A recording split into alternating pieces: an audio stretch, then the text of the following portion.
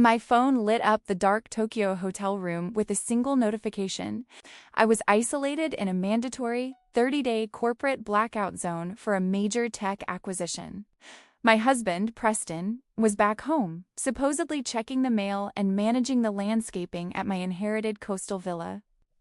I picked up the phone, expecting a motion alert triggered by a stray animal on the porch. Instead, I saw a real estate agent hammering a massive wooden sign into my front lawn. The live video feed was high definition. The sign read, "Pending sale." Preston stood on the limestone patio wearing his favorite designer loafers. He was pouring champagne for his mother, Agatha. Agatha lived in a perpetual state of financial delusion. She leased cars she could not afford. She treated my tech salary like her personal ATM. She always hated the villa.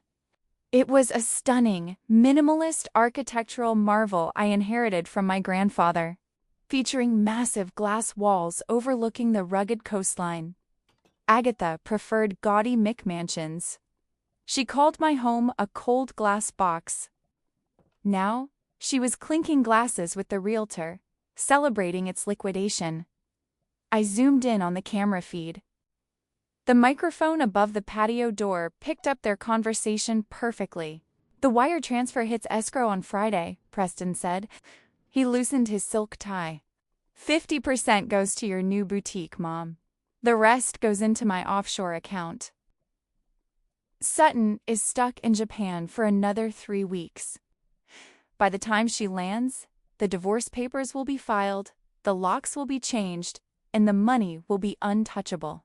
Agatha let out a grating, entitled laugh. "She never appreciated this place anyway, Preston. You are securing the bag. She owes us for dealing with her workaholic attitude." The air in the hotel room felt thin and recycled. They were committing massive real estate fraud in broad daylight. Preston was using a forged power of attorney to sell a $10 million property out from under me. He thought he was a criminal mastermind. He thought I was a naive tech executive who trusted him blindly. He made one fatal error. He sold the house to Sterling Vance. Sterling Vance was a notorious, eccentric hedge fund billionaire. He was famous for bulldozing historical properties to build massive, tasteless mega mansions. He was also famous for his vicious, unhinged legal team. If you crossed Vance, he didn't just sue you. He bankrupted your extended family. My grandfather was a paranoid man. He placed the villa in an irrevocable conservation trust before he died. The legal framework was a labyrinth of environmental protections. You could live in it. You could maintain it. You could never, ever sell it to a commercial developer, and you definitely couldn't tear it down. Preston and Vance's realtors bypassed this by filing forged exemption documents. I sat in the blue glow of my laptop. I did not call my lawyers. I wanted the sale to proceed. I wanted Preston to sign every single fraudulent document. I wanted him to feel the intoxicating high of the ultimate scam. Friday arrived. I watched the closing through the hidden office camera. Preston sat at my mahogany desk. Agatha stood behind him, vibrating with unearned greed. Preston signed his name. He signed my forged signature. The escrow agent smiled and confirmed the wire transfer of $8 million. I waited exactly 48 hours. I let them spend the weekend shopping. Agatha posted dozens of selfies from a luxury car dealership.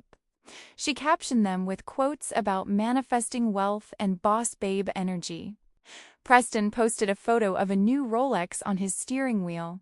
They were spending money that was highly radioactive. On Monday morning, I drafted a highly encrypted, anonymous email.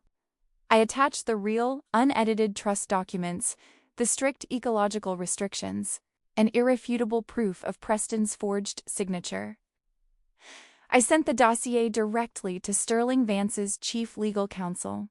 The billionaire had just spent $8 million on a piece of land he legally could not touch, alter, or demolish.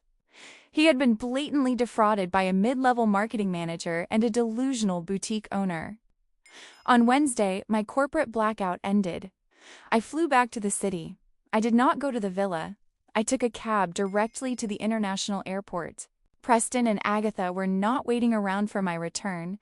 According to the shared calendar, Preston foolishly forgot to unlink from my phone. They were booked on a first-class flight to the Maldives. They were making their grand, wealthy escape. I walked into the sprawling, glass-domed international terminal. The air smelled of expensive coffee and jet fuel. I spotted them immediately in the VIP first-class check-in lane. Agatha wore a massive sun hat and oversized sunglasses. She stood next to a towering pile of brand-new Louis Vuitton luggage. Preston leaned against the marble counter, handing his platinum credit card to the airline agent to pay for an expensive seat upgrade. I walked up slowly. I stopped a few feet behind them, blending into the quiet hum of the terminal. The airline agent swiped Preston's platinum card. The machine let out a sharp, negative beep. "I'm sorry, sir." The card was declined, the agent said, her polite smile remaining fixed. Preston scoffed. He rolled his eyes at Agatha. "Run it again. It's a bank error. I literally have millions in that account." The agent swiped it again. Another sharp beep. "Sir, the terminal is displaying a code 04. The issuing bank has completely frozen the account." Preston's arrogant posture stiffened. Agatha pulled down her sunglasses, glaring at the agent. "Do you know who we are?" "Try another card, Preston. This is ridiculous." Preston pulled out a different card. Declined. He pulled out his debit card. Declined.